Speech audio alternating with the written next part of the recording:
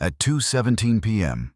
on October 14, 1943, Captain Robert Mitchell sat at 14,000 feet over Schweinfurt, Germany, watching four Focke-Wulf Fw 190s position for attack. He had maybe 20 seconds before they opened fire. 26 years old, 47 combat missions, 0 kills. The Fw 190s were closing at 400 miles per hour combined speed. Mitchell's wingmen had scattered 3 minutes earlier during the initial engagement. Now, he was alone. The Republic P-47 Thunderbolt around him weighed 17,500 pounds, fully loaded. The engine vibrated through the control stick. Hydraulic fluid smelled sharp in the cramped cockpit. His oxygen mask pressed cold against his face. Mitchell's right hand moved toward the flap control lever. He was about to try something that violated every regulation in the Army Air Force's technical manual. Something that should destroy his aircraft, or kill him, or both. His crew chief had told him it was the dumbest idea he'd ever heard. Command would court-martial him if they found out. But 11 pilots from Mitchell's squadron had died in the past 6 weeks, and doctrine hadn't saved any of them. The 4 Fw 190s split into 2 pairs, standard Luftwaffe tactic. Vertical separation, force the American to choose which threat to counter. Mitchell nosed down slightly, watched them close. In 15 seconds, they'd be in firing position.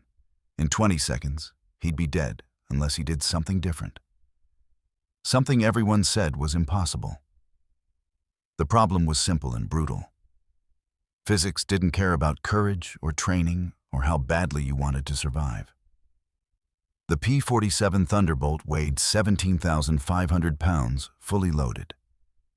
The Fw 190 weighed 8,000 pounds. In a turning fight, mass mattered.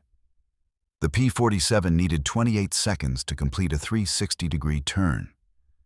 The Fw 190 needed 22 seconds. Those 6 seconds were the difference between shooting and dying. American pilots had a name for it. Getting stuck in the turn. You'd roll into a hard turn to line up a shot. Pull back on the stick. Feel the G-forces build. Watch your turn radius arc through the sky. And watch the German fighter you were chasing turn tighter, turn faster, turn inside your radius. Pull away from your gun sight. Disappear from your firing solution. Then reverse position. Get on your tail. Shoot you down. By October 1943, the 8th Air Force had lost 86 P-47s in turning engagements. 86 pilots who tried to turn with German fighters. 86 funerals. The pattern never changed. American pilot sees German fighter. American pilot gets behind him. German turns hard. American follows. German outturns him. German reverses position. American dies. The doctrine was clear. Never turn with German fighters. Use speed. Use altitude. Dive attacks only. Zoom climbs. Hit and run. The P-47 was faster in a dive than any German fighter. Could climb better. Could take more punishment. Use those advantages. Don't try to dogfight. Don't get drawn into turning engagements. Break off if the enemy turns. Run if outnumbered. But combat didn't follow doctrine. You couldn't always dive away, couldn't always run. Sometimes you had bombers to protect. Sometimes your wingman needed help. Sometimes the German fighters positioned themselves so running meant dying anyway. Doctrine said, avoid turning engagements. Reality said, you didn't always have a choice. Mitchell knew this because he'd flown 47 combat missions and watched it happen over and over. He was from Detroit, Michigan. Worked as a crop duster before the war. Knew aircraft inside and out. Could strip an engine blindfolded. Could feel what an airplane was doing through his hands and feet and seat. He'd enlisted 3 days after Pearl Harbor, December 11th, 1941. Fighter training at Luke Field, Arizona. Advanced gunnery at Matagorda Island, Texas.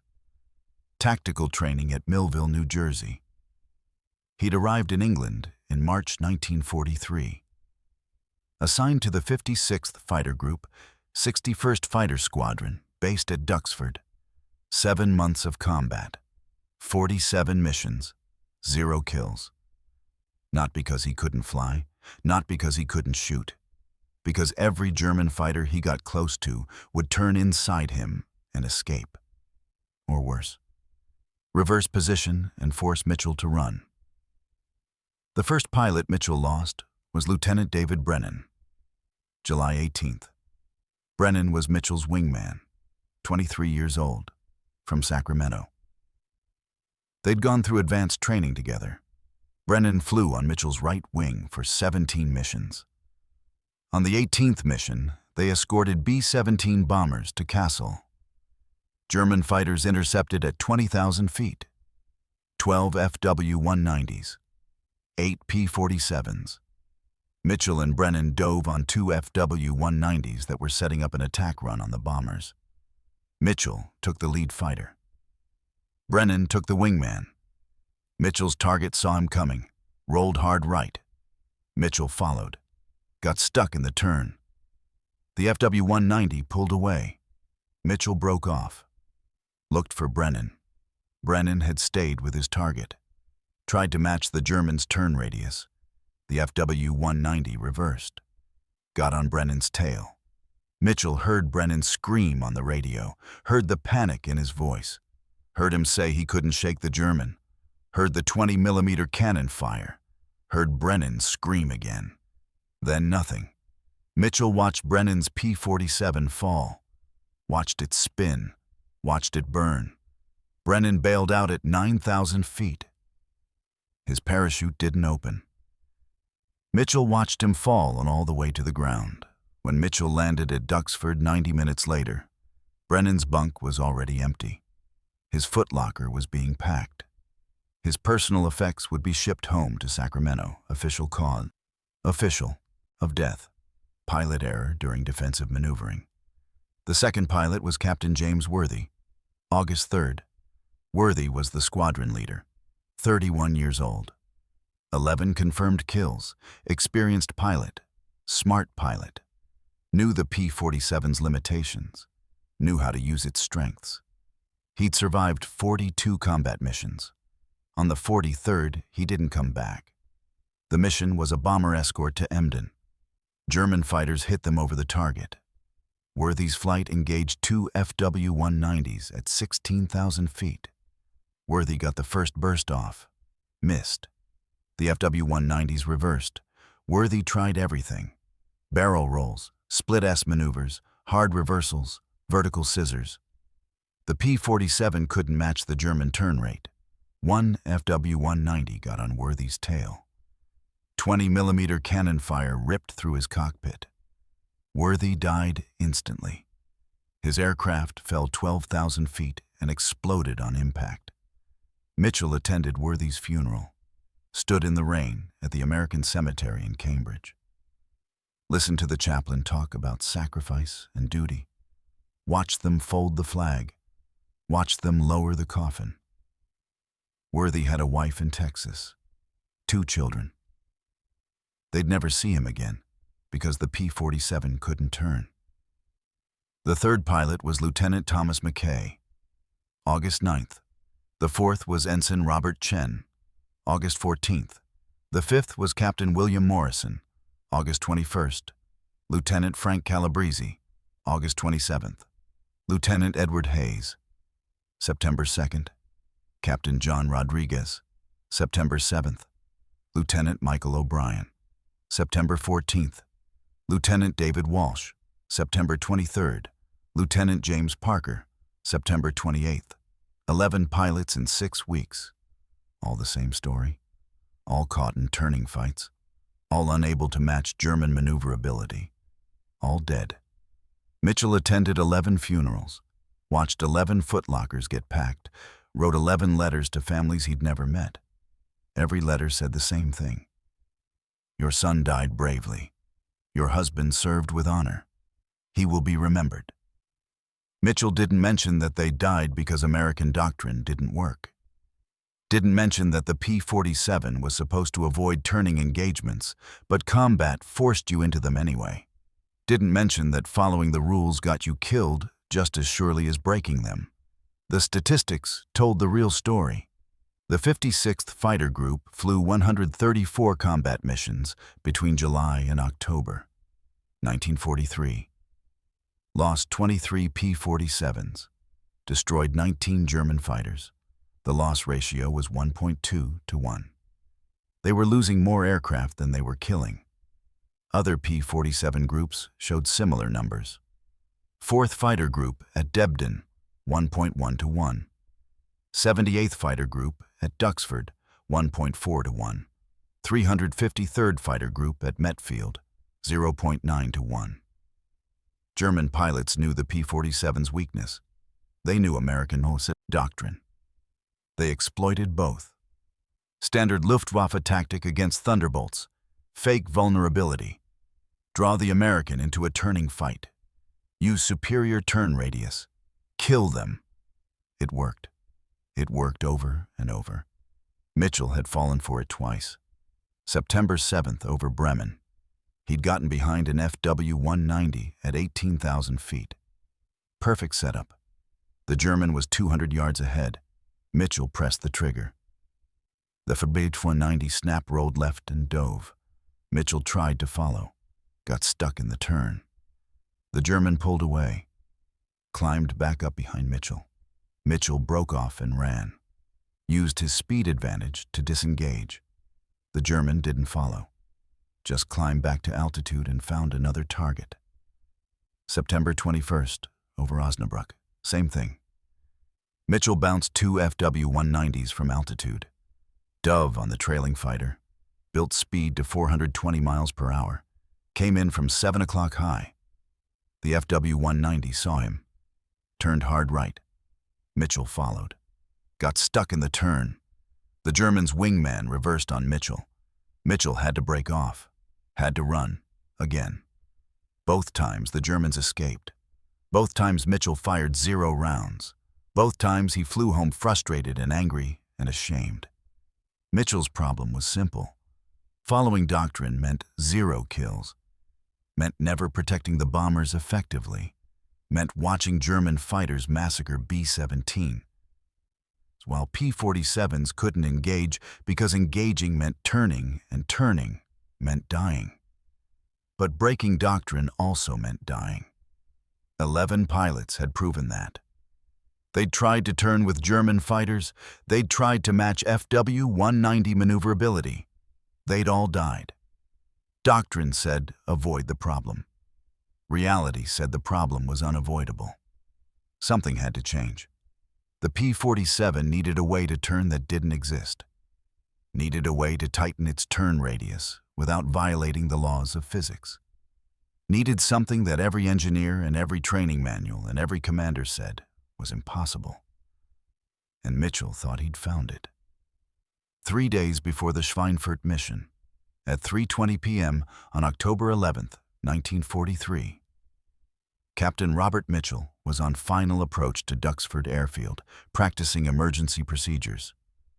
The sky was clear, visibility unlimited, temperature 48 degrees. Mitchell's P-47 had full flaps deployed, landing gear down, throttle at 60%. He was simulating a hydraulic failure approach. Standard certification requirement. Every pilot had to demonstrate emergency landing procedures every 30 days. Mitchell had done this 47 times before. He was descending through 1,500 feet at 160 miles per hour.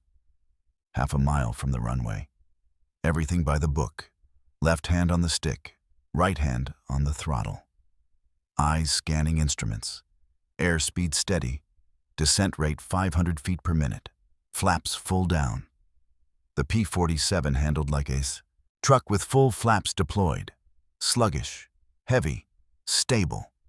That was the point. You wanted stability when simulating an emergency landing. Then Lieutenant Bobby Henderson came screaming past him at 300 miles per hour with 50 feet of separation. Henderson was 22 years old, hotshot pilot, 6 kills, too much confidence, standard fighter jockey stupidity, buzzing another aircraft during a practice approach. Probably thought it was funny, probably wanted to see Mitchell flinch. Mitchell flinched. His instinctive reaction was to yank the stick hard left, avoid collision. Survival reflex. He forgot his flaps were fully deployed. The P-47 whipped through the turn like nothing Mitchell had ever felt in a Thunderbolt. The turn radius tightened dramatically, impossibly tight. The left wing dipped to 75 degrees, almost vertical. Mitchell's stomach dropped. The horizon spun. He was losing control. The airspeed dropped from 160 miles per hour to 95 miles per hour in 4 seconds. The stall warning horn started screaming. High-pitched wail. The stick shook in Mitchell's hand. Buffeting. Pre-stall warning.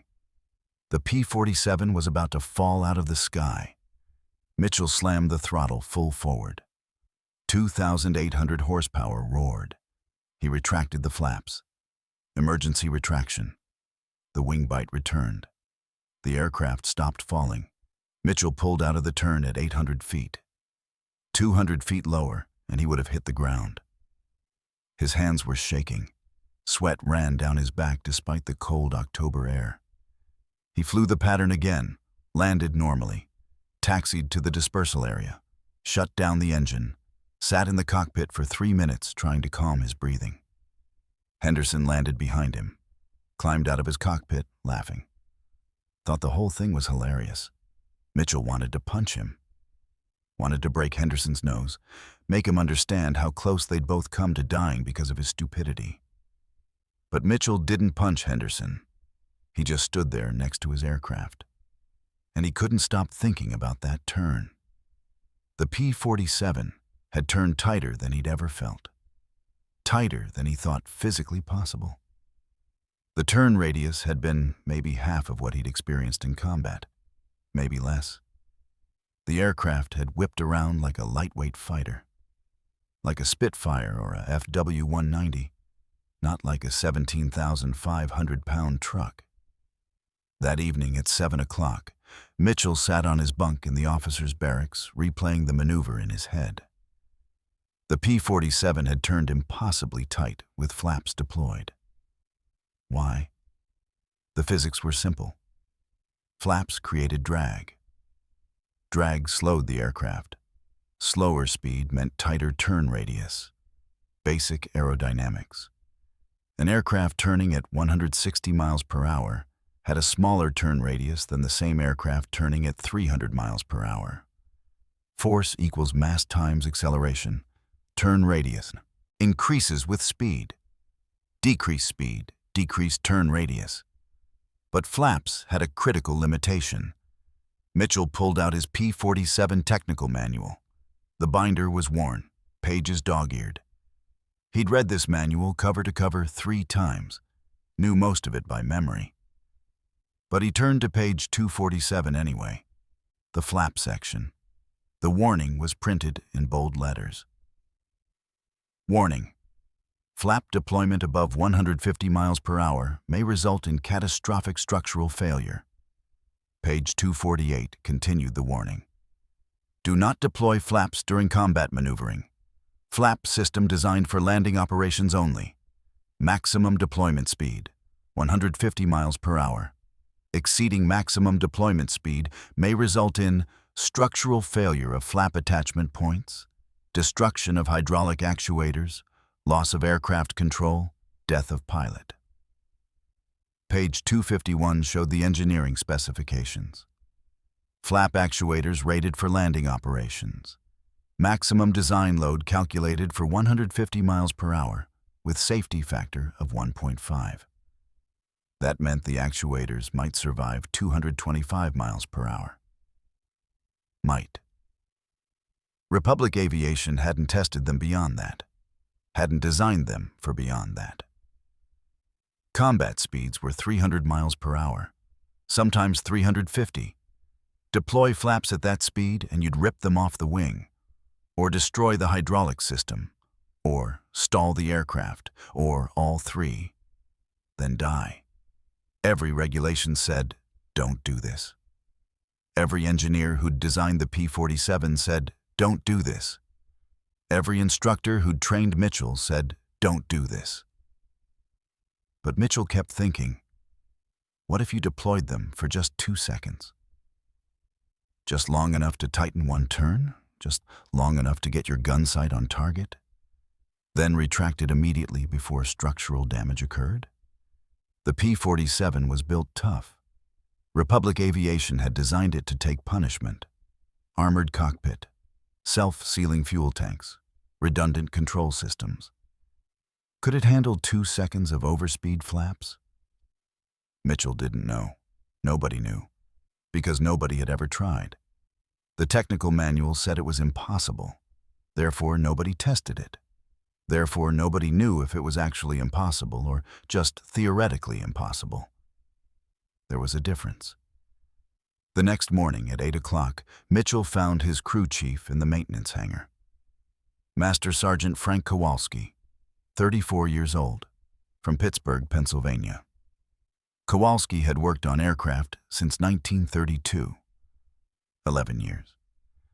Started as a civilian mechanic at a barnstorming outfit. Joined the Army Air Corps in 1938. Worked his way up to Master Sergeant. Best crew chief in the 61st Fighter Squadron. Possibly the best crew chief in the 56th Fighter Group. He'd maintained Mitchell's P-47, tail number 226384, for 8 months. Knew the aircraft inside out. Mitchell found Kowalski under the left wing, checking hydraulic lines. Frank, hypothetical question, Mitchell said. What happens if I deploy flaps at 250 miles per hour for 2 seconds? Kowalski stopped working, set down his wrench, looked at Mitchell for a long moment. You destroy your aircraft, Kowalski said. You probably kill yourself. Why are you asking? Mitchell explained what had happened during the emergency landing practice. Explained the tight turn radius, explained his theory about using flaps to tighten turns in combat. Just for 2 seconds, just long enough to get gun solution, then retract before structural damage. Kowalski listened without interrupting. When Mitchell finished, Kowalski wiped his hands on a rag, thought for 30 seconds. Then Kowalski said 3 things. The flap actuators will probably survive 2 seconds. Probably. Republic over-engineers everything. They design for worst-case scenarios. 2 seconds at 250 miles per hour is within the safety margin, maybe. The wing structure might hold. The P-47 has redundant attachment points. But command will court-martial you if they find out. Unauthorized modification of combat procedures, reckless endangerment of government property. They'll ground you, probably discharge you. What if it works? Mitchell asked. Then you'll get kills, Kowalski said. Maybe save lives. Long silence. Both men stood there under the P-47's wing. The hangar smelled like hydraulic fluid and engine oil and metal. The same smells from 47 missions. The same smells from 11 funerals. Kowalski had watched 11 pilots die too, had packed up 11 footlockers, had cleaned blood out of 11 cockpits, had signed off maintenance reports for 11 aircraft that never came back, had written combat loss on 11 forms, had watched 11 empty bunks get filled by new pilots who would probably die the same way. I've seen 11 good men die in 6 weeks because the P-47 can't turn, Kowalski said. If you want to try something that might change that, I'll sign off on your aircraft being flight-worthy after you try it. No questions asked. I'll inspect the flaps. I'll check the actuators. If you damage something, I'll repair it before anyone notices. I'll falsify the maintenance log if necessary. I'll take the court-martial with you if it comes to that. Even if I damage the flaps? Mitchell asked. Especially if you damage the flaps, Kowalski said. Because that means you survived to bring the aircraft back. I can fix damaged flaps. I can't fix dead pilots. They shook hands. Mitchell said he'd test it on the next mission. Kowalski said, "Don't die doing something stupid." Mitchell said he tried doing something smart instead. The next day, October 13th, Mitchell attended the mission briefing at 0900 hours. The target was the ball-bearing factory at Schweinfurt. Deep penetration into Germany. 291 B-17 bombers, 60 Bun, P-47 escorts at maximum range with drop tanks. Intelligence predicted 200-plus German fighters. This would be the largest air battle over Germany to date. Losses expected to be heavy. The mission commander stood at the front of the briefing room, pointed at the map, traced the route. Entry point over the Dutch coast, turned south toward Schweinfurt, expected interception point near Aachen. German fighters would hit them in waves.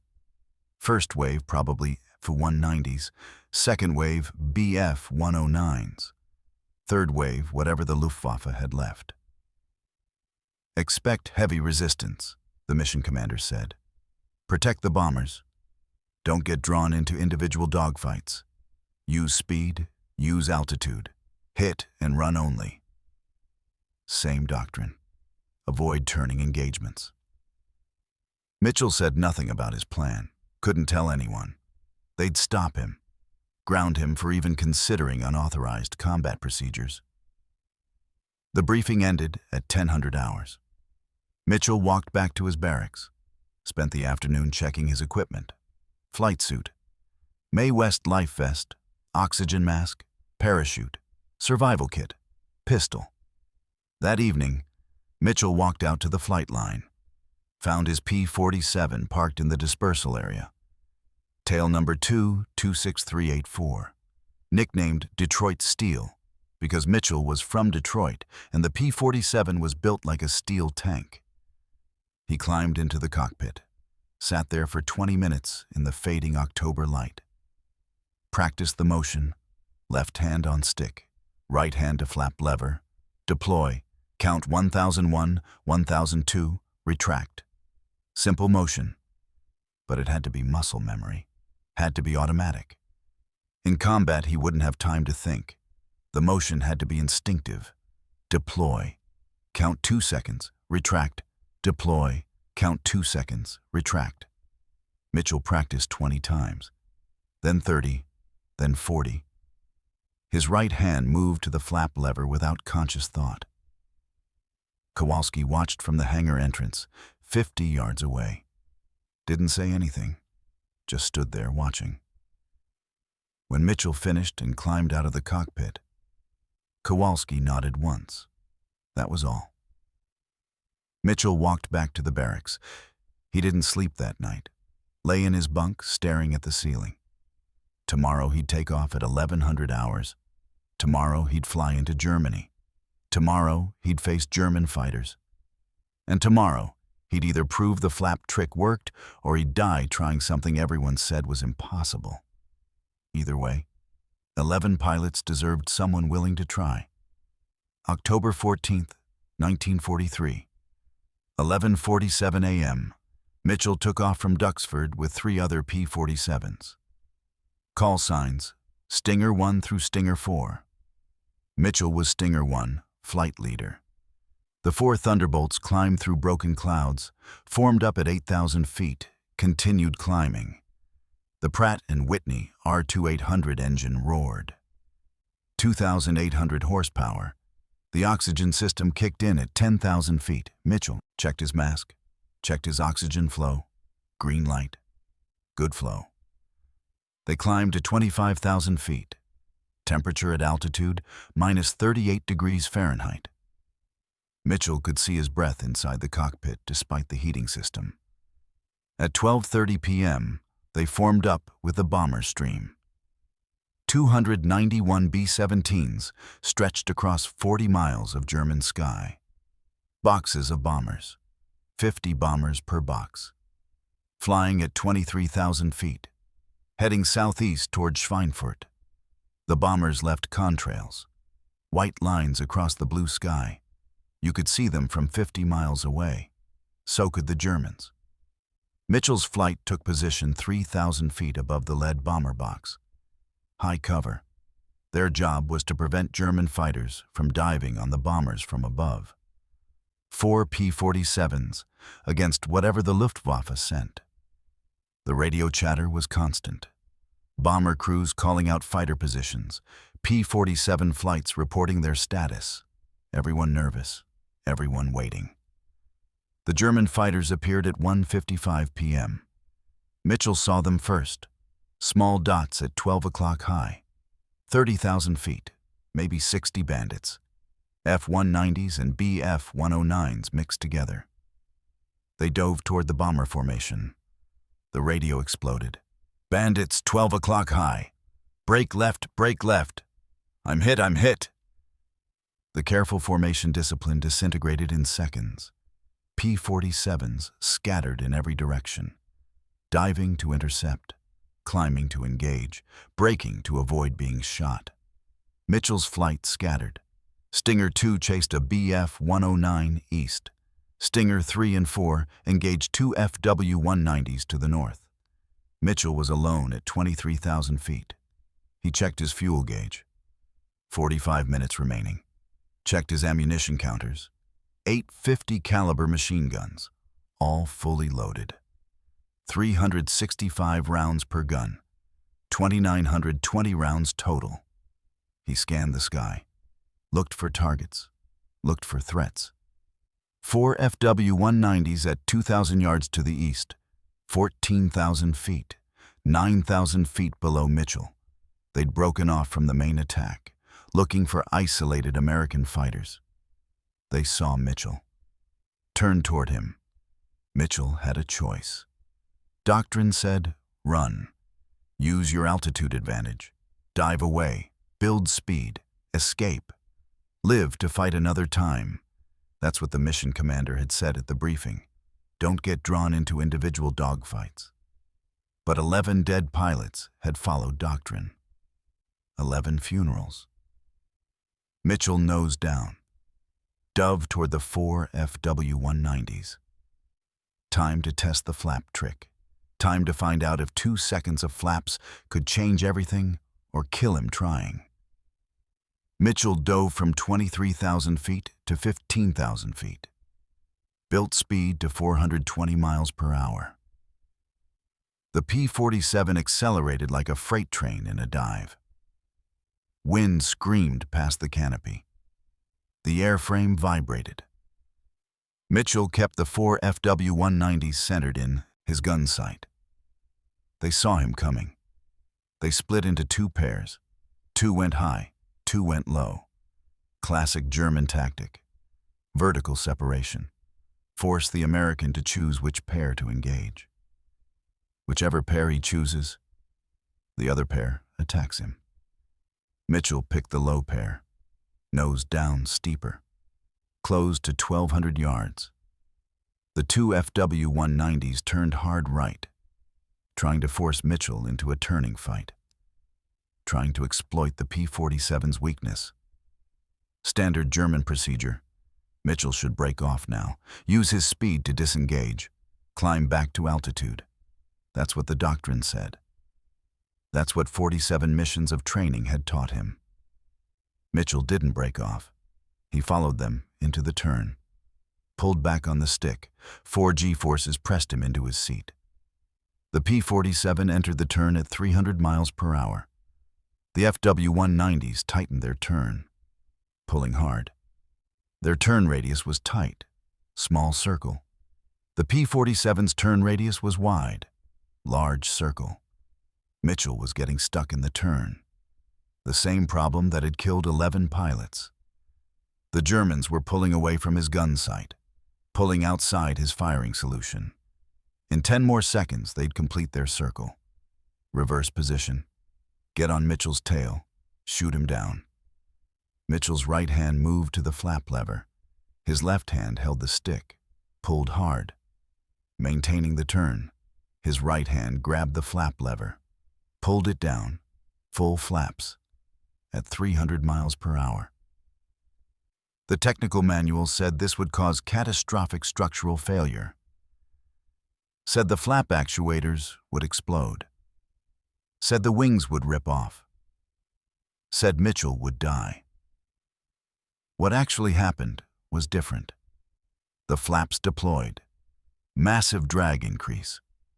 The P-47 felt like it hit a wall. Airspeed dropped from 300 miles per hour to 210 miles per hour in 1.5 seconds.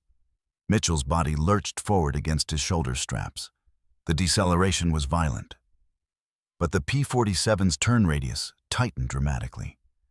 The nose swung inside the Fw-190's turn. The German fighter was suddenly right there in Mitchell's gun sight.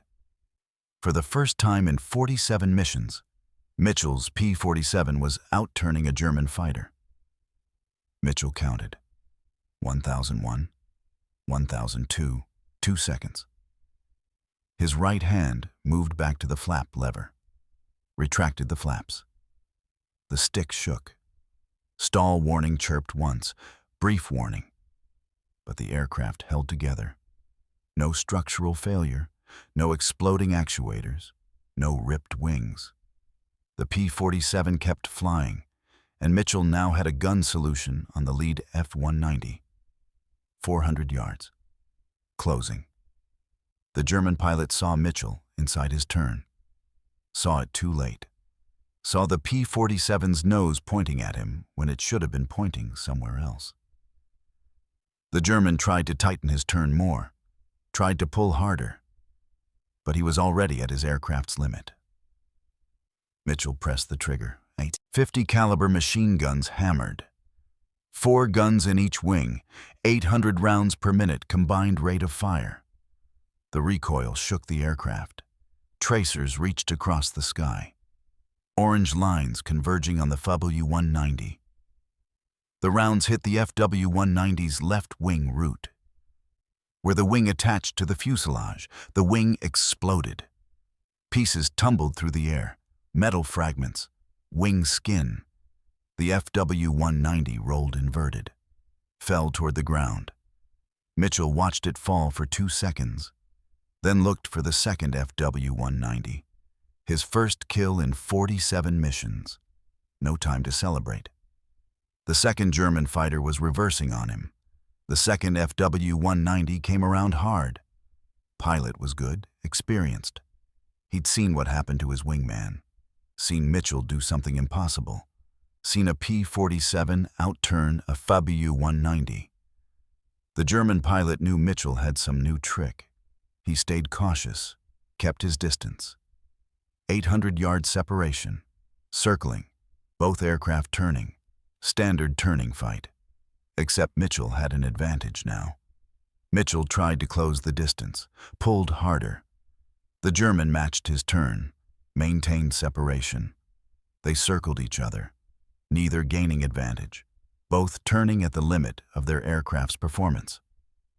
Then the Fw-190 tried to tighten his turn, tried to get position on Mitchell. The German pulled harder, tightened his circle, started getting inside Mitchell's turn radius. Mitchell deployed flaps again. 2 seconds. 1001, 1002, retracted. The P-47's turn tightened. Mitchell's nose swung inside the German's turn. The Fw-190 pilot realized what was happening. Realized Mitchell could tighten his turn somehow. Realized the advantage was gone. The German started making erratic moves. Snap rolls, reversals, altitude changes, trying to break Mitchell's tracking, trying to defeat this new American trick. Mitchell stayed with him. Every time the German maneuvered, Mitchell matched it. Used the P-47's strengths. Heavy aircraft meant momentum. Momentum meant Mitchell could follow through maneuvers without bleeding as much energy as the lighter F-190. And every time the German tried to tighten his turn, Mitchell deployed flaps for 2 seconds and tightened inside him. Third flap deployment at 13,000 feet. Mitchell got guns on target, fired a 2-second burst, hit the F-190's tail section, rudder damaged. The German aircraft wobbled. The pilot fought his controls. The tail was damaged, but the aircraft was still flying. Mitchell closed to 200 yards. The German was in trouble. Controls damaged, aircraft unstable, but still dangerous. Mitchell deployed flaps a 4th time. 2 seconds. Final gun solution. He pressed the trigger, held it for 3 seconds. The 850 caliber machine guns hammered. The rounds walked from the FW-190's tail to cockpit. Methodical, precise. The canopy shattered, glass exploded. The FW-190 nosed over, dove toward the ground, trailing black smoke. Mitchell didn't see the impact, didn't watch it fall, because the 2 high FW-190s were diving on him. Mitchell pulled hard, climbed, used the P-47's advantage. The Thunderbolt could outdive and outclimb any German fighter. That was in the doctrine. That was proven. Mitchell didn't try to turn with the 2 Germans. He used vertical maneuvers instead.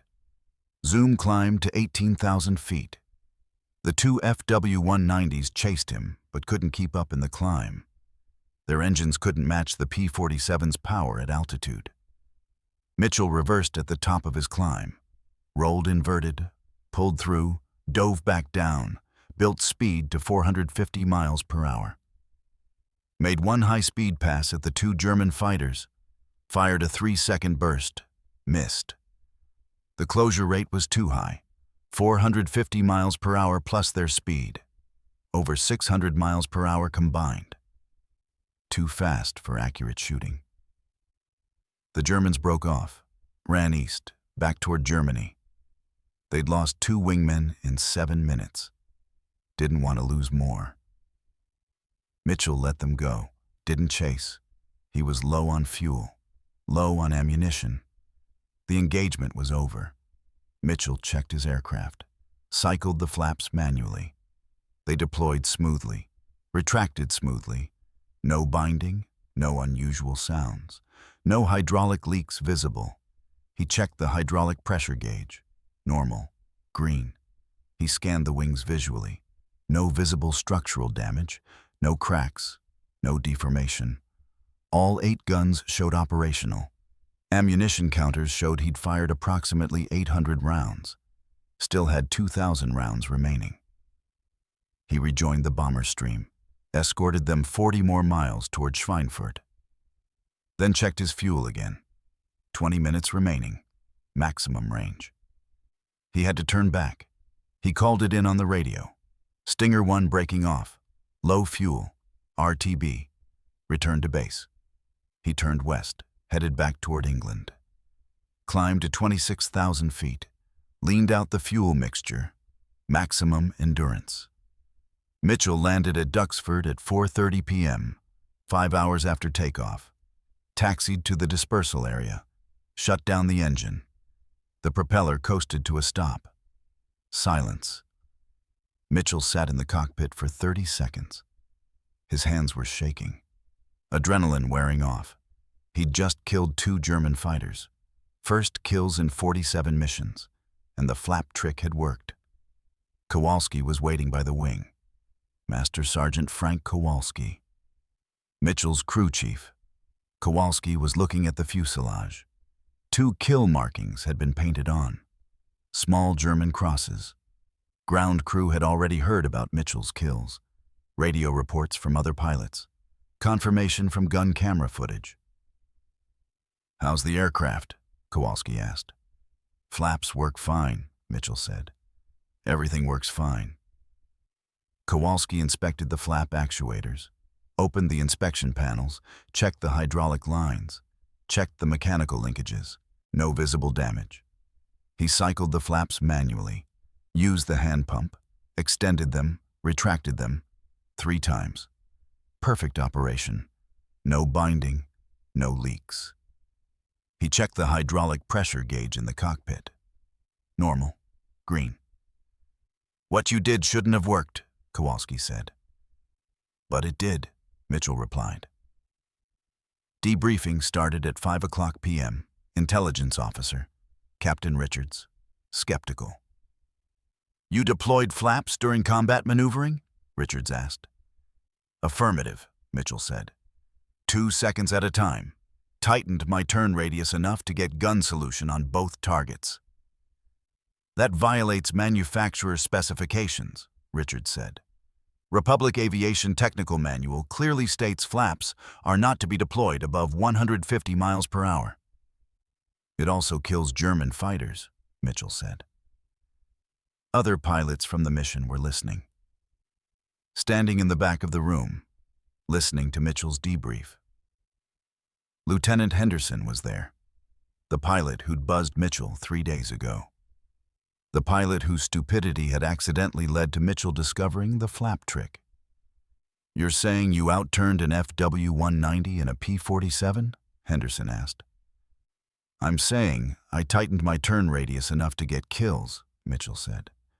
The P-47 still can't outturn a FW-190 in sustained turning.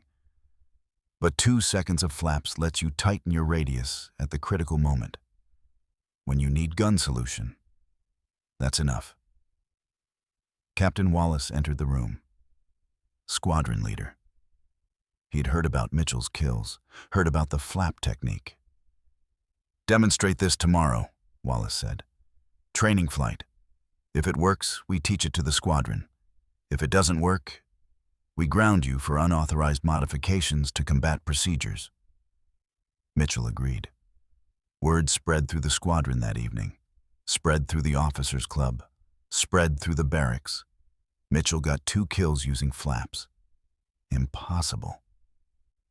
I saw his gun camera footage. He's insane. Insane or not, he's got 2 kills, and we've got 0. 4 pilots found Mitchell after dinner, asked him to explain the technique. Mitchell showed them.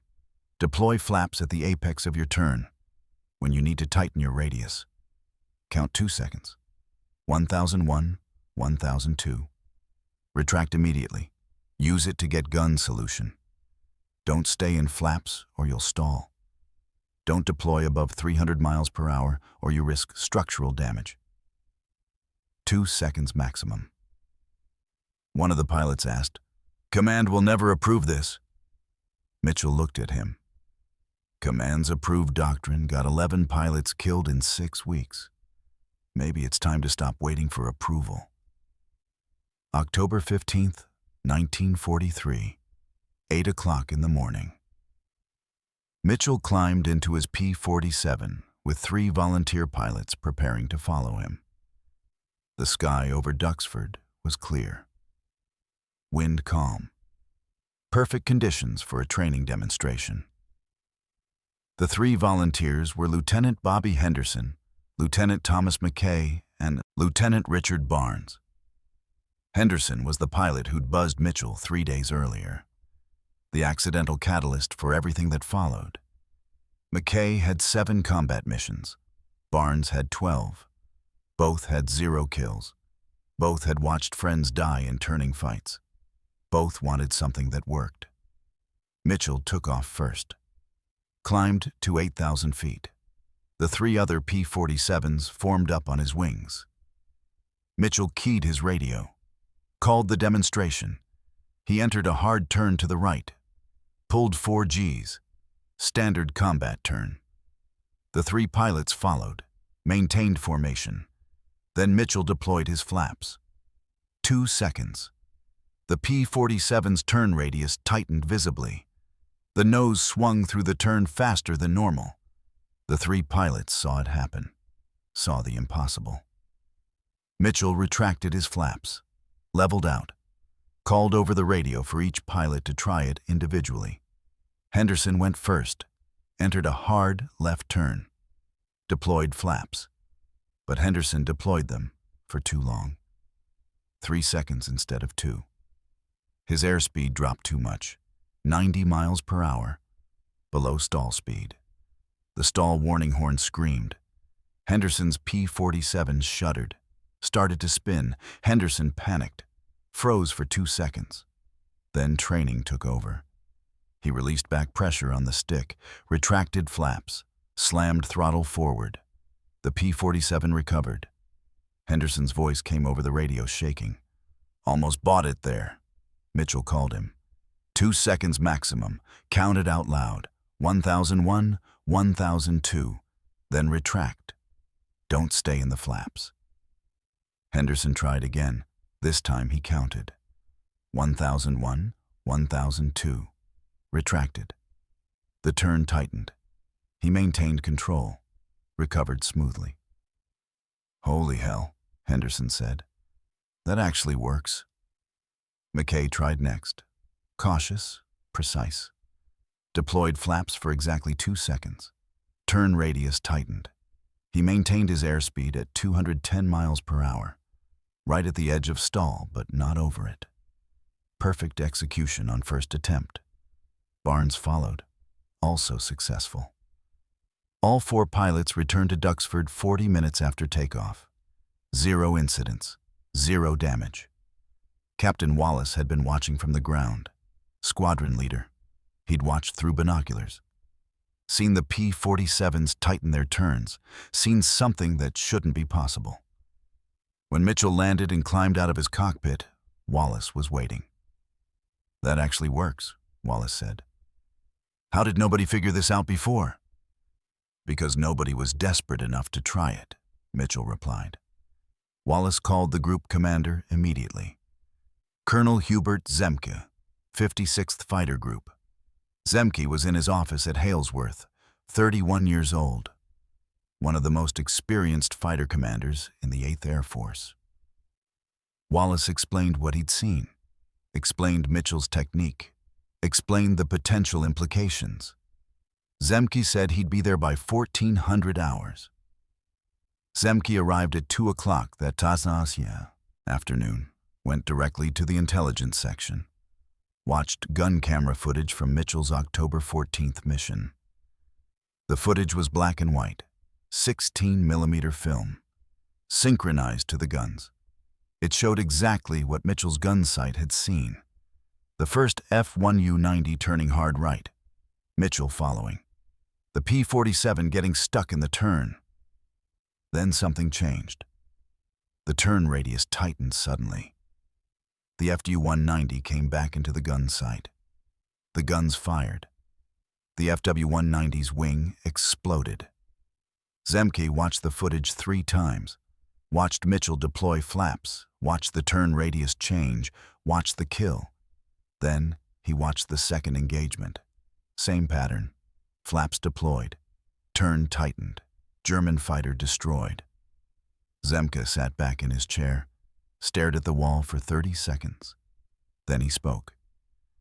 "This violates Republic Aviation technical specifications," Zemke said. "It also changes P-47 combat effectiveness," Mitchell replied. "If the flaps fail during combat, the pilot dies. If the P-47 can't turn, the pilot dies anyway. This gives them a choice." Zemke considered this. He'd commanded fighter pilots for 18 months, had watched too many good men die, had written too many letters to families, had attended too many funerals. The doctrine wasn't working. The loss ratios proved it. American pilots were dying faster than German pilots. Something had to change. Maybe this was it. Maybe a technical violation was acceptable if it saved lives. "Field test authorized," Zemke said. 56th Fighter Group only. You'll teach this technique to your squadron. We'll evaluate combat results. If we see flap failures or casualties directly attributable to this technique, we stop immediately. If it works, we expand to the entire group. Clear? Clear, sir. You're authorized to teach the technique to any pilot who volunteers. Keep records. Document everything. Flap inspections after every flight. Any mechanical issues, you report directly to me. Mitchell saluted. Zemke left. The field test was authorized. 8 pilots trained on October 16th. Mitchell took them up in pairs, demonstrated the technique, had them practice. All 8 succeeded. 12 more pilots trained on October 17th. By October 20th, 31 pilots in the 61st Fighter Squadron knew the flap trick. None reported mechanical failures, none reported control problems. The P-47 was handling the stress. The group engineering officer was Captain Mike Torres, 36 years old, aeronautical engineer from MIT. He'd designed aircraft modifications before the war. Torres was skeptical. He inspected Mitchell's P-47 personally. Tail number 26384. Checked every flap actuator, checked every hydraulic line, checked every attachment point, measured everything, calculated stress loads, found no damage, no deformation, no cracks, nothing. The P-47 is over-engineered, Torres said. Republic built extra strength into everything. They designed for worst-case scenarios, safety factors of 2 or 3 on every component.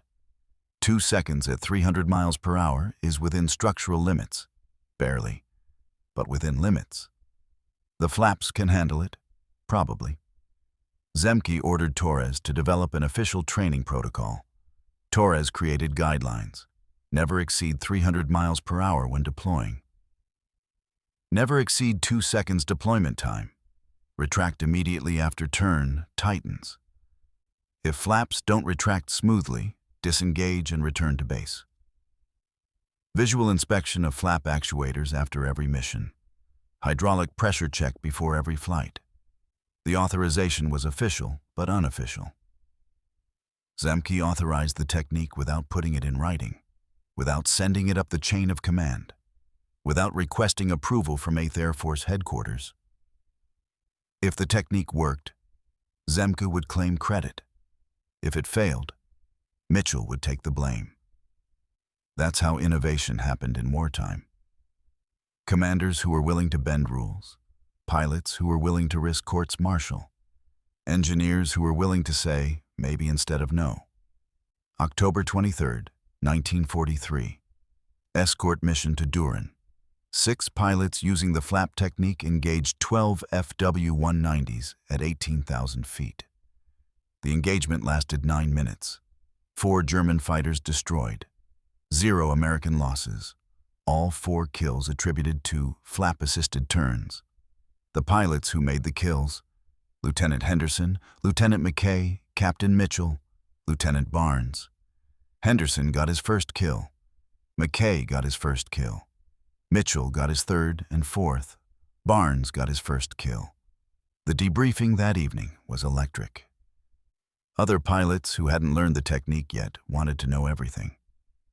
How fast were you going? How long did you deploy?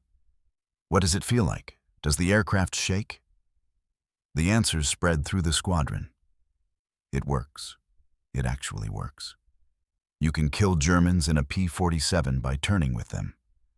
October 29th. Bremen escort mission. 8 pilots using the technique. 50 German fighters intercepted the bomber stream. Massive dogfight. 28 minutes of continuous combat. When it was over, 7 confirmed German kills. 2 probables. 1 P-47 damaged, but the pilot survived. Lieutenant James Morrison took 20mm cannon fire through his right wing. Damaged his aileron. But he made it back to Duxford. Landed safely. The flaps had saved him. He'd used them to outturn the FW-190 that was shooting at him. Tightened his turn. Reversed position. Shot the German off his tail.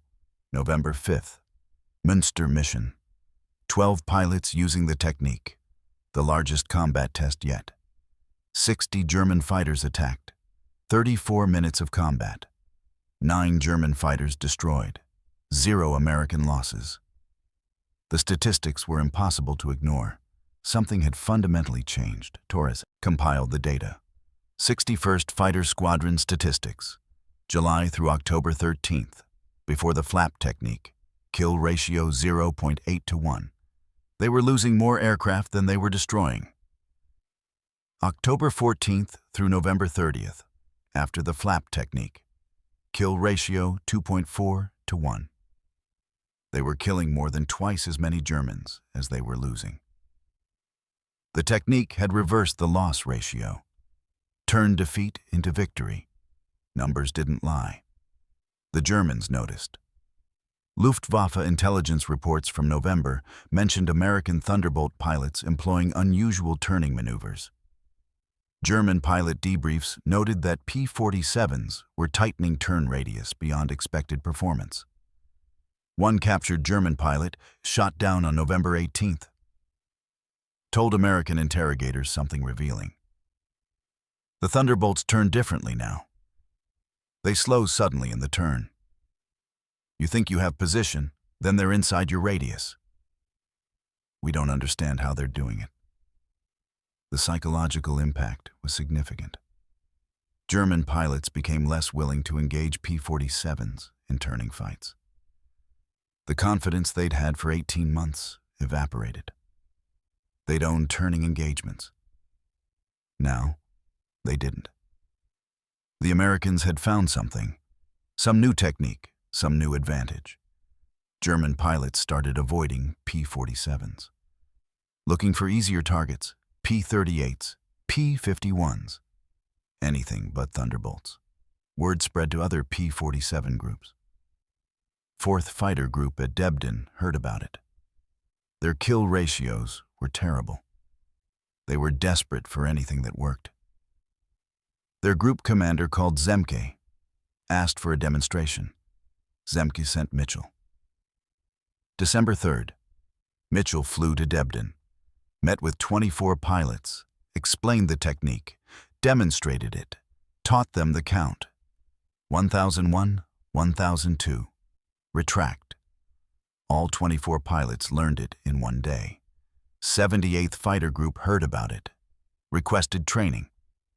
Mitchell flew there December 10th, taught the technique to 32 pilots. 353rd Fighter Group, December 18th. Mitchell taught 18 pilots. By January 1944, more than 200 P-47 pilots across the 8th Air Force knew the flap technique. They were using it in combat. They were getting kills. They were surviving. 8th Air Force Fighter Command finally took official notice. January 12, 1944. General William Kepner commanded 8th Fighter Command.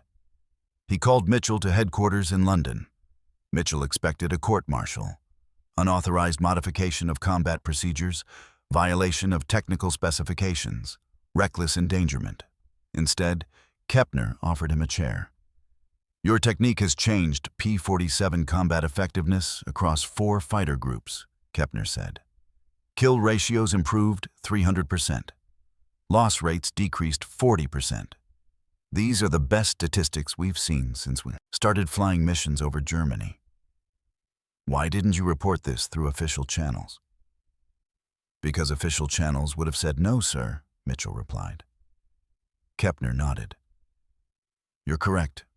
I would have said no. I would have told you it violated technical specifications. I would have grounded you for even suggesting it. And 200 pilots would be dead right now because I followed regulations instead of results. Silence. Both men understood what that meant. Rules versus lives. Doctrine versus reality. Sometimes you had to break the first to save the second. I'm authorizing formal integration of flap-assisted turning into P-47 tactical doctrine, Kepner said. You'll work with Training Command to develop official curriculum. We'll teach this to every P-47 pilot in the 8th Air Force.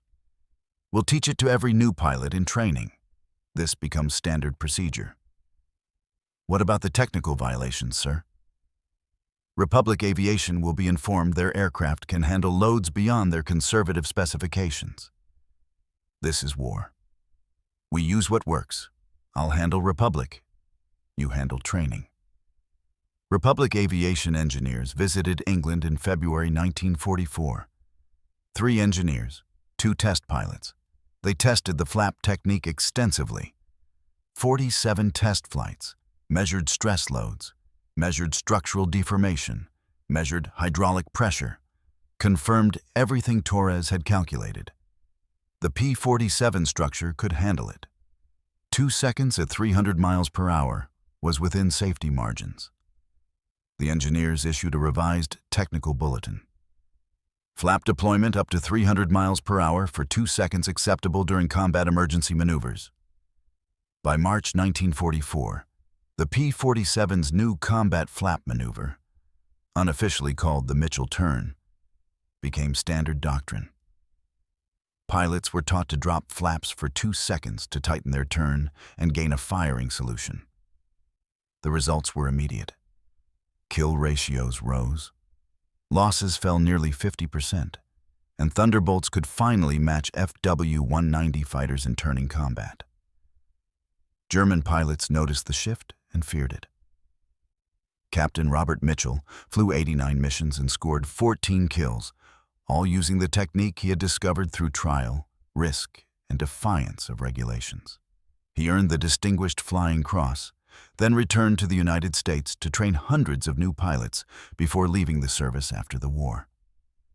The technique he pioneered saved an estimated 200 to 300 pilots and influenced post-war jet doctrine, eventually becoming an automated feature in modern fighters. His P-47, Detroit Steel, sits today in the National Museum of the United States Air Force. Mitchell lived quietly after the war, never seeking recognition.